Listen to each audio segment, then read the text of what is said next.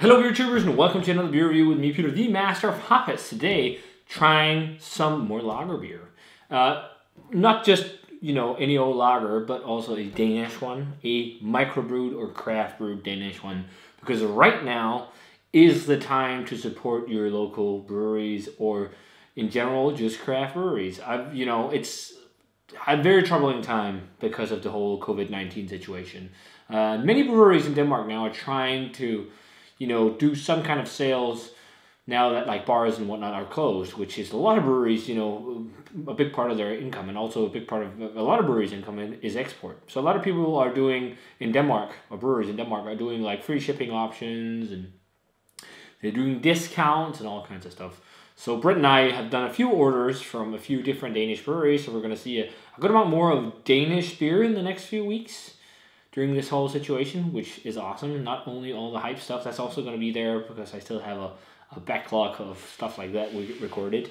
But yeah, so we're going to do a bit more of a Danish theme. I hope you guys like that, and I really hope you support that message. I even did a small live stream about it, saying that you guys right now really should spend money locally, and not just breweries, local businesses. They need you now more than ever. So these guys have been around for a while. Alefarm.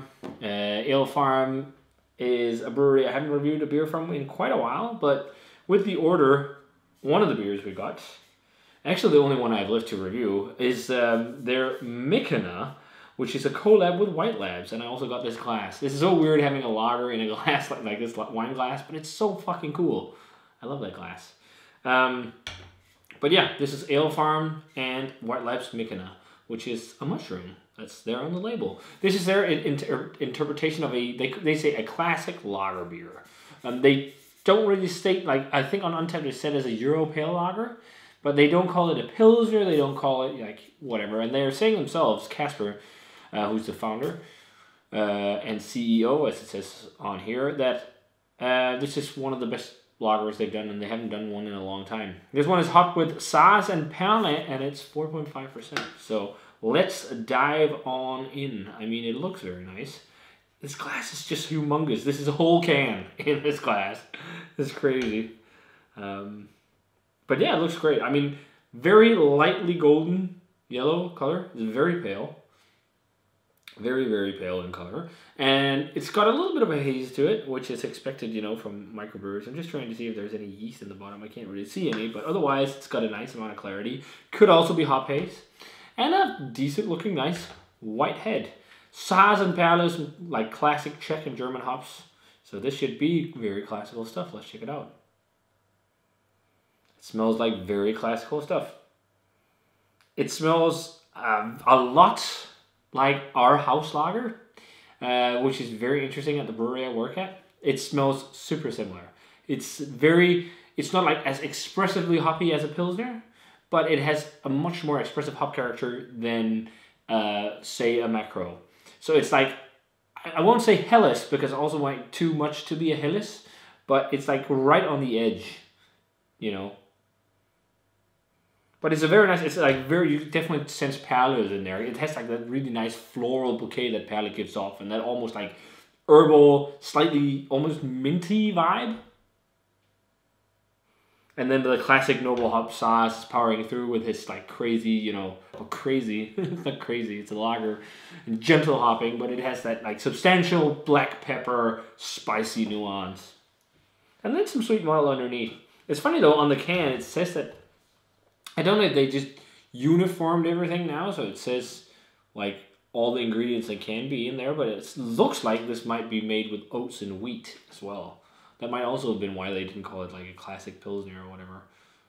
Because it says barley, oats, and wheat, which is very uncommon in this style, but I guess that will help with the mouthfeel. But it smells nice. Let's try it. Cheers. And again, support local and support local businesses.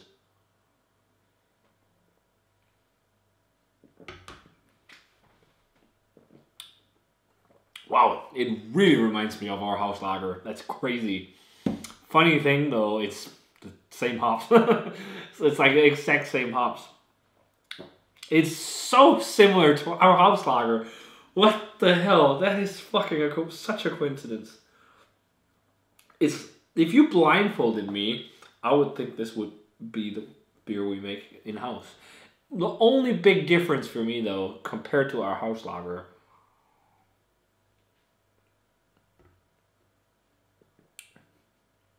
it's just lightly more like carbonated.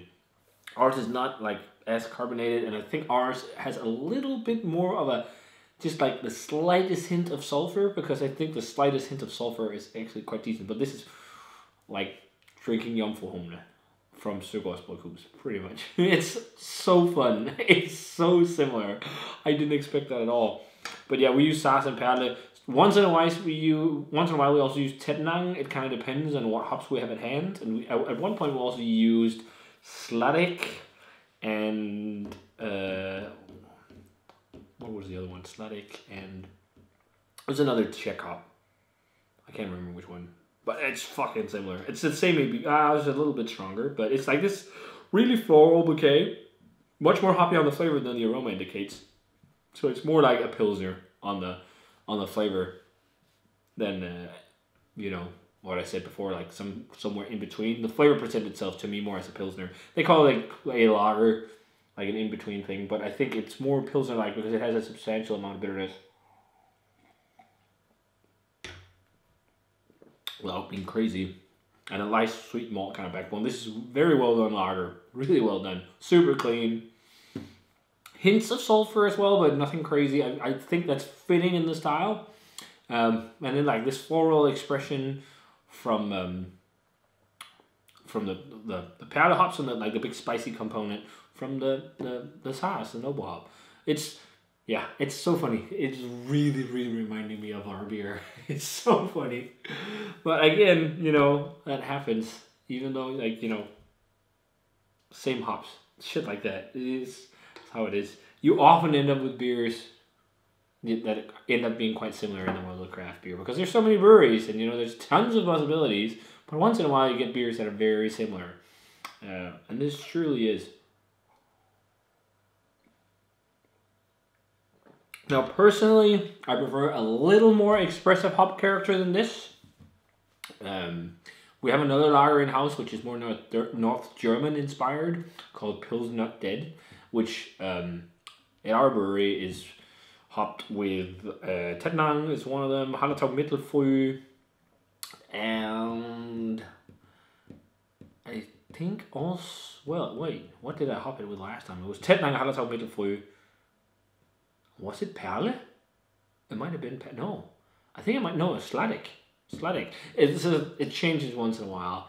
But that one is kind of more inspired by what people now call Italian Pilsner, because I gently dry hop it with Tetnang and Mittelfrüh. But this is really good too.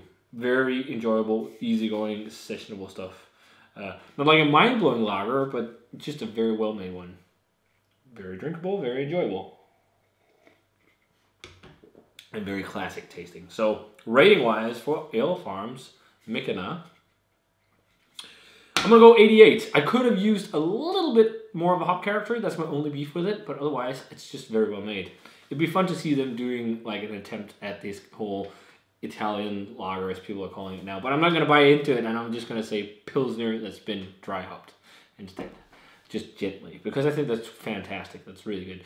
And this is nice as well. So if you guys had a chance to try Mycena by Alefarm, made in collaboration with White Labs, let me know what you thought of it. Very nice stuff. Again, support local. If you're in Denmark, go online, look up some of your favorite breweries. Most of them are doing online sales with free shipping even. So check them out and support them instead of going to your local supermarket and buying stuff there. Because then you give the money directly in hand to the brewers. They get more revenue than when they have to sell it through a third party. So, ranting done with that. Hope you guys are enjoying yourself in this state of crisis. It's kind of crazy. So yeah, stay safe, guys. Cheers. And as always, remember to comment, subscribe. Check out the Facebook fan page and Twitter and Instagram. Give this video a thumbs up if you enjoyed it. And I'm going to say cheers and see you guys in another beer review.